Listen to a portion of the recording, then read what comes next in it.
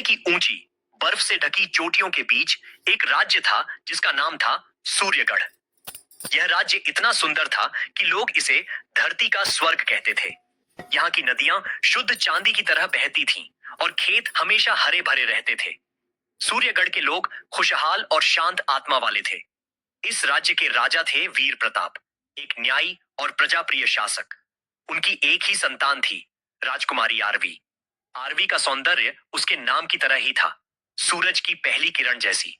लेकिन उसकी खूबसूरती से बढ़कर उसका दिल साफ था। वह जितनी सुंदर थी उतनी ही बुद्धिमान और दयालु भी। लेकिन सूर्यगढ़ की इस खुशहाली पर एक गहरा पुराना साया था, एक भयंकर श्राप। यह श्राप तब लगा था जब राजकुमारी आरवी का जन्म हुआ था। उसी रात राज्य के सबसे बड़े पुरोहित आचार्य देवेश ने एक गंभीर भविष्यवाणी की थी। उन्होंने कहा था, राजन, राजकुमारी का नसीब सामान्य नहीं है। उनकी कुंडली में दो सूरज का योग है। इसका अर्थ है कि उनका विवाह एक नहीं, दो राजाओं से होना नियत है। पूरा दरबार सन्नाटे में आ गया। राजा वीर प्रताप ने क्रोध से कहा, यह आप क्या कह रहे हैं आचार्य? यह अधर्म है। एक राजकुमारी दो पतियों को कैसे स्वीकार कर सकती है? यह हमारे कुल की परंपरा के विरुद्ध है। आचार्य देवेश ने अपनी आंखें बंद की और कांपते हुए कहा, राजन, यह नियति का लिखा है। अगर इस भविष्यवाणी को झुठलाने की कोशिश की गई, अगर राजकुमारी ने किसी एक राजा से विवाह किया, तो सूर्यगढ़ पर प्रलय आ जाएगी। एक मायाजाल पूरे राज्य को निगल जाएगा। आसमान से भूत प्रेतों की वर्षा होगी और यह सुंदर घाटी एक शमशान बन जाएगी। ये शब्द पत्थर की लकीर बन गए। जैसे जैसे राजकुमारी आरवी बड़ी होती गई, यह श्राप उसके जीवन का हिस्सा बन गया। वह हमेशा परेशान रहती थी। वह अन्य लड़कियों की तरह अपने विवाह के सपने नहीं देखती थी। उसे लगता था कि वह अपने ही राज्य के विनाश का कारण बनेगी। वह अक्सर रात को उठकर बैठ जाती, यह सोचकर कि उसके नसीब में ऐसा खतरनाक मोड़ क्यों लिखा है। राजा वीर प्रताप ने सालों तक इस श्राप का तोड़ ढूंढने की कोशिश की। बड़े बड़े ज्ञानी, तपस्वी और जादूगरों से सलाह ली गई, लेकिन कोई रास्ता नहीं निकला। सबने यही कहा, नियति को बदला नहीं जा सकता। समय बीतता गया। राजकुमारी आरवी विवाह योग्य हो गई। अब राजा वीर प्रताप के पास कोई विकल्प नहीं बचा था। उन्हें अपनी प्रिय पुत्री और अपने राज्य को बचाने के लिए उस अधर्म को स्वीकार करना ही पड़ा। उन्होंने भारी मन से दो सबसे शक्तिशाली और योग्यवान राजाओं को सूर्यगढ़ आने का निमंत्रण भेजा। यह निमंत्रण सिर्फ विवाह का नहीं था, यह एक चुनौती का आमंत्रण था। एक ऐसी चुनौती जो उन दोनों राजाओं की परीक्षा लेगी और उन्हें उस मायाजाल और भूत प्रेतों से लड़ने के लिए तैयार करेगी।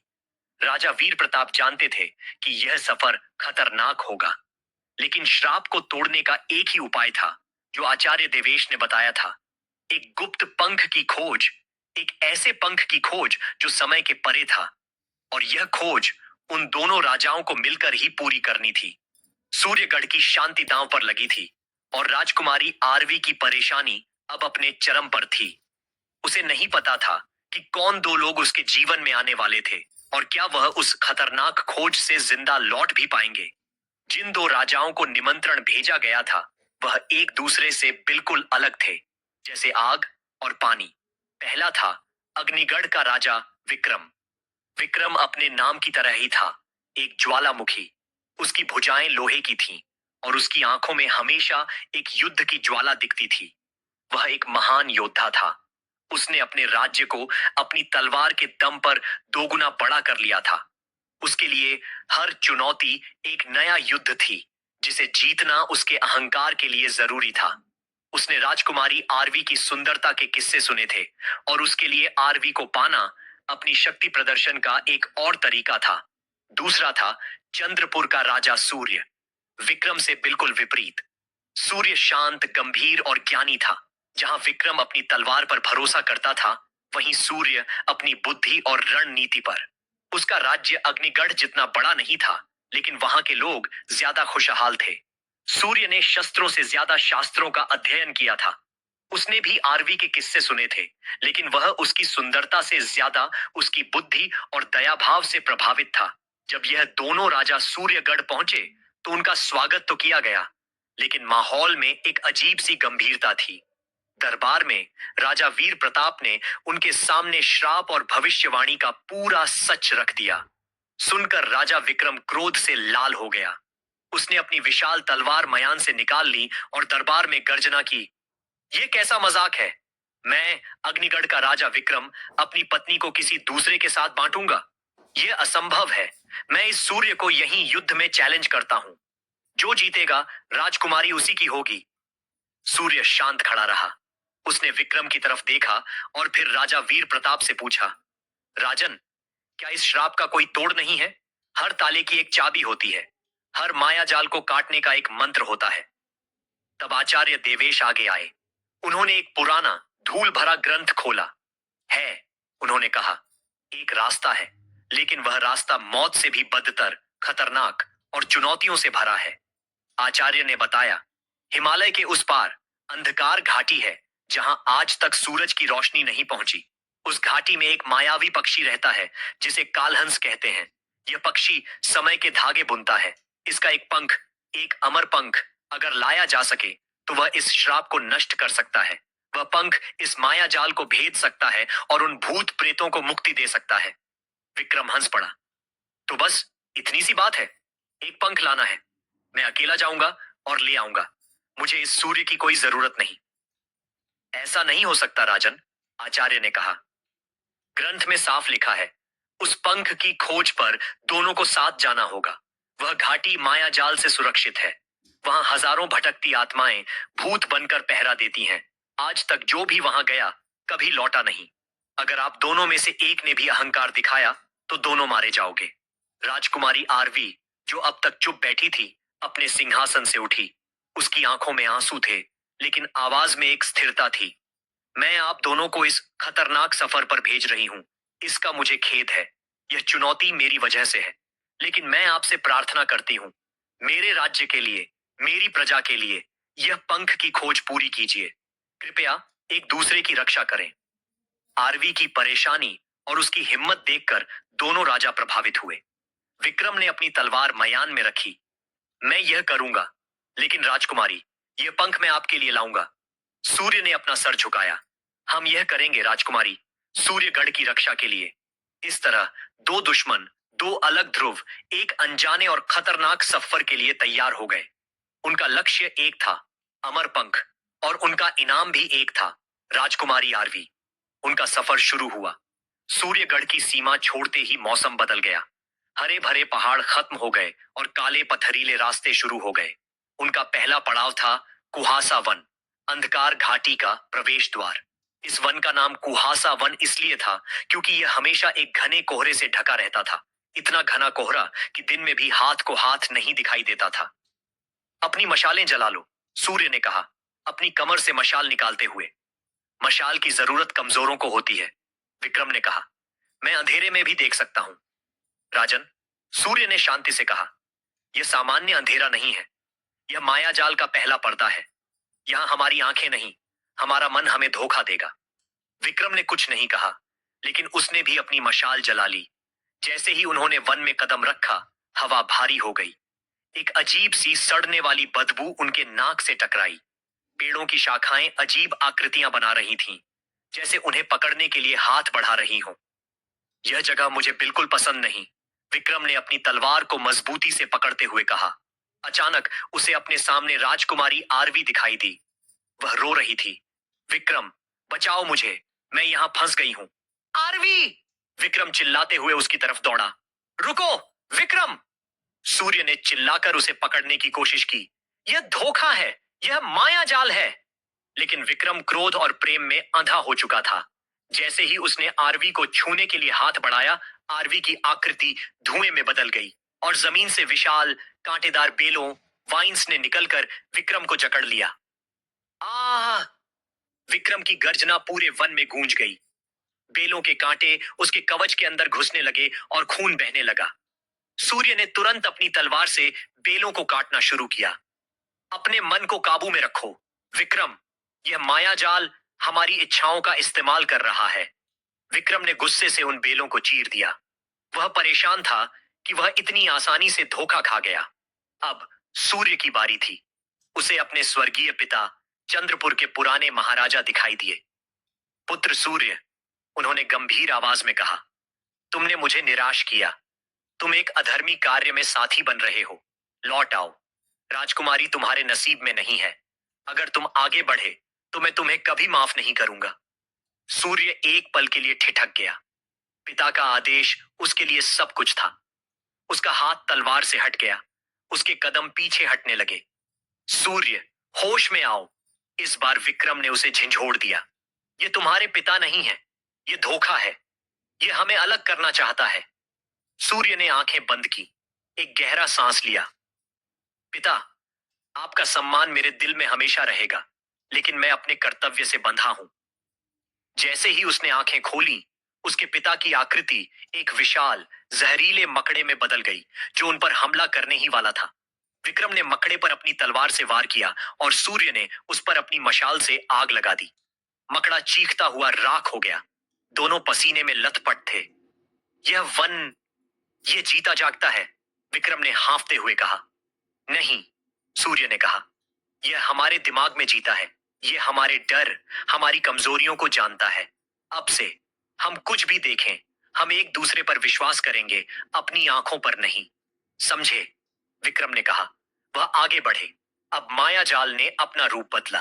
अचानक विक्रम को दिखाई दिया कि सूर्य उस पर हमला कर रहा है। धोखेबाज, तुम मुझे मारकर आरवी को अकेला पाना चाहते हो, विक्रम चिल्लाया और अपनी तलवार सूर्य की तरफ घुमा दी। ठीक उसी पल सूर्य ने देखा कि विक्रम की आंखें लाल हो गई हैं और वह एक राक्षस में बदल गया है। दोनों एक दूसरे से लड़ने लगे। उनके युद्ध की आवाज से पूरा वन कांप उठा। दोनों ही बराबर के योद्धा थे। उनकी तलवारें टकरा रही थीं और चिंगारियां निकल रही थीं। रुको! सूर्य को एहसास हुआ। विक्रम, यह हम नहीं है, यह माया जाल है। अपनी आंखें बंद करो। विक्रम गुस्से में था, लेकिन उसने सूर्य की बात मानी। जैसे ही दोनों ने आंखें बंद की, भ्रम टूट गया। उन्होंने देखा कि वह एक दूसरे से नहीं, बल्कि पेड़ों की विशाल उलझी हुई जड़ों से लड़ रहे थे। थककर दोनों जमीन पर बैठ गए। यह माया जाल हमें मार डालेगा, विक्रम ने परेशान होकर कहा। नहीं, अगर हम एक रहे तो, सूर्य ने कहा। उठो, इस बार हम अपनी आंखें बंद करके चलेंगे। मैं तुम्हारा हाथ पकड़ता हूं, तुम मेरा। हम एक दूसरे की आंखें बनेंगे। यह एक खतरनाक सुझाव था, लेकिन उनके पास कोई चारा नहीं था। एक दूसरे पर भरोसा करके वह अंधेरे में आगे बढ़ने लगे। माया जाल ने उन्हें डराने की बहुत कोशिश की। उन्हें हजारों सांपों की फुंकार सुनाई दी। उन्हें लगा कि वह आग पर चल रहे हैं, लेकिन उन्होंने एक दूसरे का हाथ नहीं छोड़ा। घंटों चलने के बाद अचानक कोहरा छट गया। उन्होंने वन पार कर लिया था, लेकिन आगे जो था वह इससे भी भयंकर था। कुहासा वन खत्म होते ही वह एक विशाल बंजर मैदान में पहुंचे। यहाँ एक भी पेड़ नहीं था। जमीन काली और फटी हुई थी। हवा में जले हुए मांस और पुराने खून की तेज गंध थी। मैदान में हर तरफ टूटी तलवारें, फटे हुए कवच और इंसानी हड्डियों के ढेर लगे थे। चांदनी रात में यह मैदान एक खतरनाक कब्रिस्तान लग रहा था। यह मृत योद्धाओं का मैदान है, सूर्य ने धीमी आवाज में कहा। यहाँ शताब्दी युद्ध लड़ा गया था। कहा जाता है दोनों तरफ के सेनापतियों ने धोखा किया और युद्ध के बाद कोई भी सैनिक जिंदा नहीं बचा। उनकी आत्माएं आज भी न्याय मांगती हैं और इस घाटी की रक्षा करती हैं। तो यह भूत वाला किस्सा सच है, विक्रम ने अपनी विशाल तलवार को टटोलते हुए कहा। मैं तैयार हूं। मैं किसी भी भूत प्रेत से नहीं डरता। यह वह भूत नहीं है जिन्हें मंत्र से भगाया जा सके, विक्रम, सूर्य ने चेतावनी दी। यह योद्धाओं की आत्माएं हैं। उन्हें सिर्फ युद्ध की भाषा समझ आती है। जैसे ही चांद बादलों से निकला और पूरी तरह मैदान पर चमका, जमीन में हलचल शुरू हुई। जमीन के नीचे से काले धुएं वाले हाथ निकलने लगे। फिर सर, फिर धड़। हजारों की संख्या में भूत सैनिक जमीन से उठ खड़े हुए। उनके कवच टूटे हुए थे। उनकी आंखों की जगह सिर्फ नीली डरावनी रोशनी चमक रही थी। उन्होंने अपनी टूटी तलवारें उठाईं और एक साथ एक भयंकर गर्जना की। यह आवाज जिंदों की नहीं थी। आक्रमण! एक भूत सेनापति जो एक धुएं के घोड़े पर बैठा था, उसकी आवाज गूंजी। पूरी भूत सेना विक्रम और सूर्य की तरफ दौड़ पड़ी। मेरे पीछे रहो, सूर्य, विक्रम ने गरजते हुए कहा। मैं इन्हें दिखाता हूं अग्निगढ़ का क्रोध। युद्ध। विक्रम उस भीड़ में एक तूफान की तरह घुस गया। उसकी तलवार एक चक्र की तरह घूम रही थी। वह जिस भी भूत को काटता, वह नीली रोशनी में बदलकर हवा में विलीन हो जाता। विक्रम एक अकेला योद्धा हजारों पर भारी पड़ रहा था। वह युद्ध के नशे में था। लेकिन सूर्य, जो विक्रम के पीछे रहकर बचाव कर रहा था, उसने कुछ और देखा। जितने भूत मर रहे थे, उतने ही नए जमीन से निकल रहे थे। उनकी संख्या कम नहीं हो रही थी।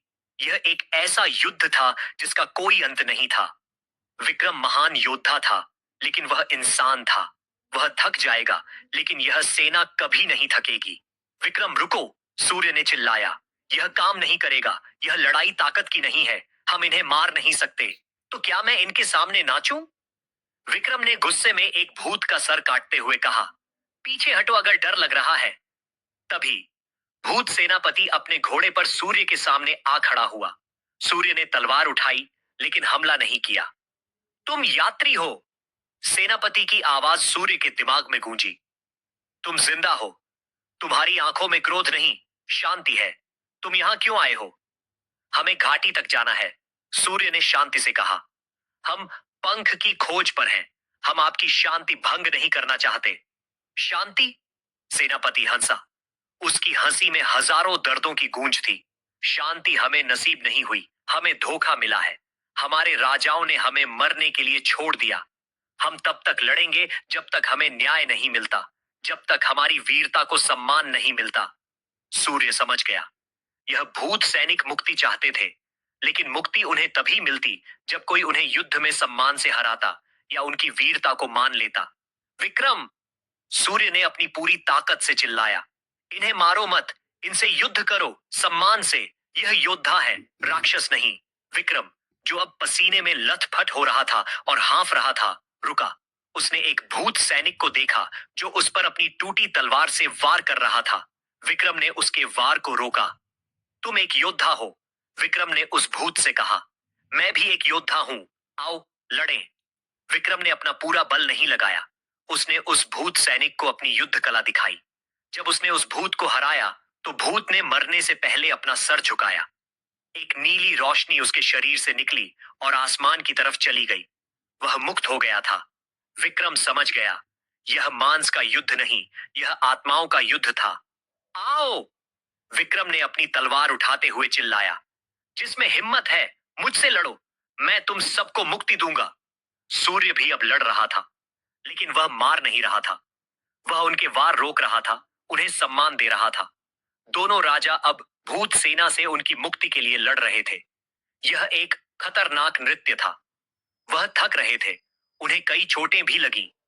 भूत प्रेतों के हथियार ठंडे थे, लेकिन उनका स्पर्श आत्मा को परेशान कर देता था। शरीर में एक ऐसी ठंड दौड़ा देता था जो हड्डियों तक जम जाती थी। घंटों तक यह युद्ध चला। एक एक करके हजारों भूत सैनिक मुक्त होते गए। अंत में मैदान पर सिर्फ भूत सेनापति बचा था। वह अपने घोड़े से उतरा। तुम दोनों असली योद्धा हो, उसने कहा। तुमने हमारी सेना को मुक्ति दी। अब मेरी बारी है। विक्रम और सूर्य दोनों जख्मी थे, लेकिन तैयार खड़े हो गए। मेरा युद्ध तुम दोनों से नहीं, सिर्फ एक से होगा, सेनापति ने कहा। तुम दोनों में से जो मुझसे जीतेगा, वही आगे जाएगा। दूसरे को यहीं रुकना होगा, हमारी जगह। यह एक और खतरनाक चुनौती थी। मैं लड्डूंगा, विक्रम ने कहा। तुम थक चुके हो सूर्य। नहीं, मैं लड्डूंगा, सूर्य ने कहा। यह लड़ाई सिर्फ ताकत की नहीं, बुद्धि की भी होगी।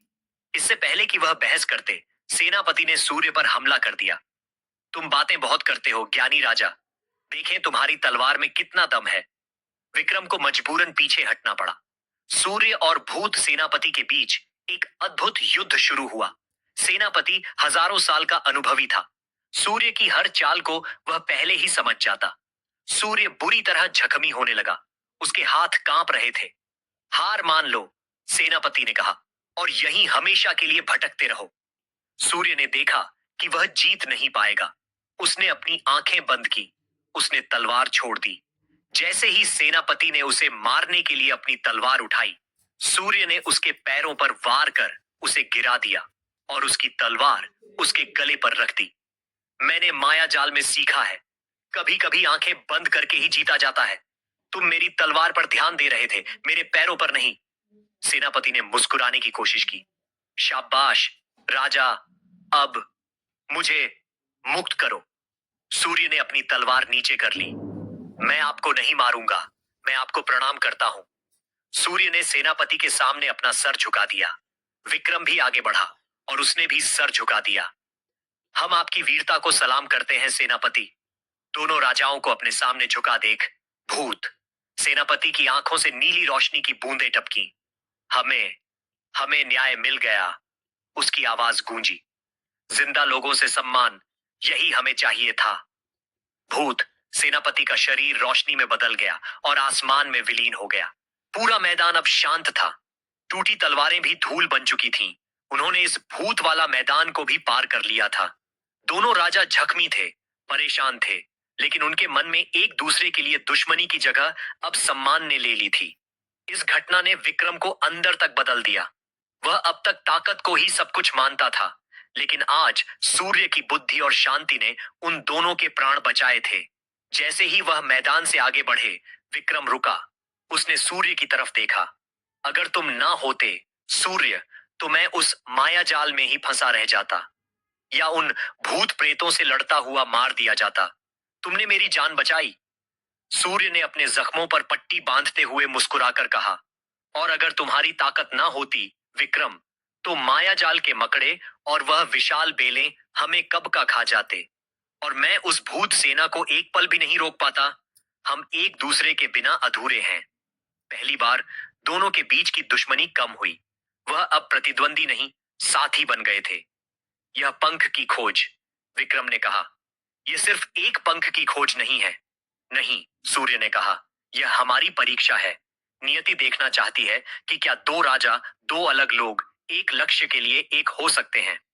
शायद अब मैं समझ रहा हूं, विक्रम ने कहा, कि राजकुमारी आरवी का नसीब दो राजाओं से क्यों जुड़ा था। सूर्यगढ़ को सिर्फ विक्रम की ताकत या सिर्फ सूर्य की बुद्धि की नहीं, दोनों की जरूरत है। उनकी परेशानी अभी भी थी, लेकिन अब वह अकेले नहीं थे।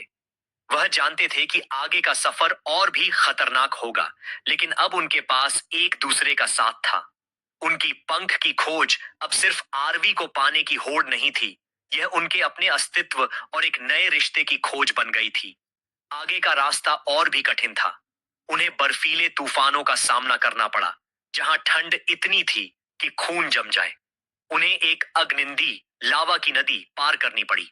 हर चुनौती में कभी विक्रम की ताकत काम आई तो कभी सूर्य की बुद्धि। वह एक दूसरे की कमियों को भर रहे थे। विक्रम, जो पहले हर बात पर तलवार निकाल लेता था, अब सूर्य से सलाह लेने लगा था। और सूर्य, जो पहले युद्ध से बचता था, अब विक्रम से तलवारबाजी के नए दांव सीख रहा था। वह दोनों बदल रहे थे। राजकुमारी आरवी का दुख उन्हें एक कर रहा था।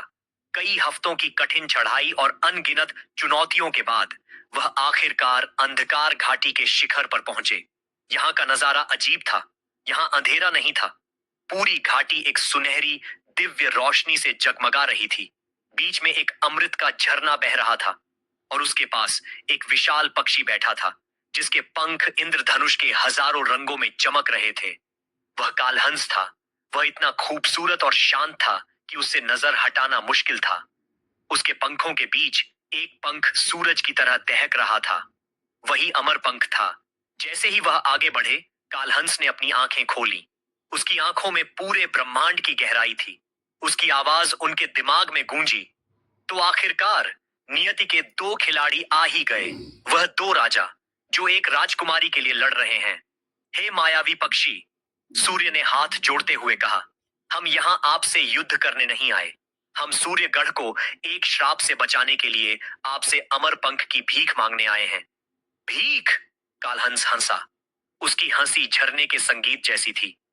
यह पंख भीख में नहीं मिलता, राजा सूर्य। यह सिर्फ उसे मिलता है जो उसके लायक हो। हमने मायाजाल को पार किया है, विक्रम ने गर्व से कहा। हमने हजारों भूत योद्धाओं को मुक्ति दी है। हमने आग और बर्फ का सामना किया है। हमसे ज्यादा लायक कौन होगा? तुमने जो भी किया, कालहंस ने गंभीरता से कहा, अपने स्वार्थ के लिए किया। तुम यहाँ राजकुमारी आरवी को पाने आए हो या अपने राज्य को बचाने? तुमने अभी तक सही चुनौती का सामना नहीं किया है। तुमने अभी तक बलिदान नहीं दिया है, तो बताओ क्या है हमारी आखिरी चुनौती? विक्रम ने अपनी तलवार पर हाथ रखते हुए पूछा। हम किसी भी खतरनाक परीक्षा के लिए तैयार हैं। कालहंस ने उन दोनों को गहरी नजर से देखा। तुम्हारी आखिरी चुनौती यह है, पक्षी ने कहा। तुम दोनों में से कोई एक ही यह पंख लेकर लौट सकता है और दूसरे को यहीं रहना होगा, हमेशा के लिए, इस अंधकार घाटी का रक्षक बनकर, मेरी जगह। यह सुनते ही विक्रम और सूर्य के पैरों तले जमीन खिसक गई। यह सबसे खतरनाक चुनौती थी। एक को सब कुछ मिलेगा, राजकुमारी, राज्य, जीत, और दूसरे को हमेशा के लिए इस बंजर घाटी में अकेला वनवास। यह अन्याय है, विक्रम चिल्लाया। हमने सब कुछ साथ किया है। यह नियति है, कालहंस ने कहा। चुनो, या दोनों खाली हाथ लौटो और सूर्यगढ़ को माया जाल में डूबते और भूत प्रेतों के हाथों नष्ट होते देखो। तुम्हारे पास सूर्योदय तक का समय है। कालहंस ने अपनी आंखें बंद कर ली। दोनों राजाओं के बीच एक खामोश लेकिन भयंकर युद्ध शुरू हो गया। यह तलवारों का नहीं, मन का युद्ध था। विक्रम ने सोचा, मैं योद्धा हूं। मैं यहां इस शांत घाटी में रहकर क्या करूंगा? मेरा जीवन युद्ध के मैदान में है। सूर्य शांत है, ज्ञानी है, वह यहां रह सकता है। मुझे लौटना चाहिए। आरवी को मेरी जरूरत है। उसी पल सूर्य ने सोचा, विक्रम के पास अग्निगढ़ जैसा विशाल राज्य है। वह एक बेहतर राजा है, एक महान योद्धा है। आरवी को उसकी ताकत की जरूरत पड़ेगी। मैं एक ज्ञानी हूं। मेरा जीवन इस घाटी में अध्ययन करते हुए भी सार्थक हो सकता है। विक्रम को लौटना चाहिए। दोनों ही आरवी से प्रेम करने लगे थे। दोनों ही लौटना चाहते थे। दोनों ही परेशान थे। घंटे बीत गए। सूरज निकलने वाला था। तब सूर्य ने विक्रम के कंधे पर हाथ रखा। विक्रम, तुम लौटो। क्या? विक्रम चौंक गया। तुम अग्निगढ़ के राजा हो, मैं चंद्रपुर का। मेरा राज्य छोटा है, मेरा भाई उसे संभाल लेगा, सूर्य ने कहा। लेकिन तुम्हारे बिना अग्निगढ़ बिखर जाएगा। तुम लौटो। तुम आरवी से विवाह करो। तुम्हारे जैसा योद्धा ही उसकी ओर सूर्यगढ़ की रक्षा कर सकता है। मैं यहां रहूंगा। विक्रम ने पहली बार सूर्य को दुश्मनी से नहीं, एक दोस्त की नजर से देखा। नहीं, सूर्य, विक्रम ने नरम आवाज में कहा, तुम गलत थे। मैं बेहतर राजा नहीं हूं। मैं सिर्फ एक योद्धा था। तुमने मुझे रास्ते में सिखाया है कि शक्ति ही सब कुछ नहीं होती। आरवी को तुम्हारी बुद्धि की, तुम्हारी शांति की ज्यादा जरूरत है। मैं अग्निगढ़ छोड़ सकता हूं। मेरा भाई राज्य संभाल लेगा, लेकिन सूर्यगढ़ तुम्हारे बिना नहीं चल सकता। विक्रम, यह तुम क्या कह रहे हो? सूर्य हैरान था। मैं सच कह रहा हूं, विक्रम ने कहा। पहली बार मैं अपने अहंकार के लिए नहीं, किसी और की खुशी के लिए लड़ रहा हूं। तुम जाओ। आरवी तुम्हारे साथ ज्यादा खुश रहेगी। इससे पहले कि सूर्य कुछ कहता, विक्रम आगे बढ़ा और कालहंस के सामने हाथ जोड़ दिए। हे कालहंस, मैं, अग्निगढ़ का राजा विक्रम, इस घाटी की रक्षा का वचन देता हूं। मैं यहीं रहूंगा। कृपया अमर पंख राजा सूर्य को दे दें। कालहंस ने आंखें खोली। उसने विक्रम को देखा। अचानक अमर पंख अपने आप टूटकर विक्रम के हाथों में आ गिरा। यह यह क्या? विक्रम हैरान था। असली चुनौती बलिदान की थी, वनवास की नहीं। कालहंस की आवाज गूंजी। तुम दोनों ही लायक हो। तुम दोनों ने ही एक दूसरे के लिए अपना सब कुछ त्याग दिया। यह पंख लो। अब यह तुम्हारा है। लेकिन एक बात याद रखना। क्या? दोनों ने एक साथ पूछा। पंख श्राप को तोड़ देगा, लेकिन नियति को नहीं बदलेगा। राजकुमारी का विवाह दो राजाओं से ही होगा। यह पंख श्राप तोड़ने के लिए है, नियति बदलने के लिए नहीं। कालहंस ने अपने विशाल पंख फैलाए और सुनहरी रोशनी में विलीन हो गया। तो नियति नहीं बदली, सूर्य ने कहा, लेकिन हम बदल गए। विक्रम ने पंख को देखते हुए कहा। अब मुझे इस नियति से कोई शिकायत नहीं है। चलो सूर्य, हमें लौटना है। राजकुमारी आरवी परेशान होंगी और अब हमारे पास वापस जाने के लिए कई भूत मैदान और मायाजाल नहीं है। दोनों राजा एक नए रिश्ते और एक नई समझ के साथ सूर्यगढ़ की तरफ लौट पड़े।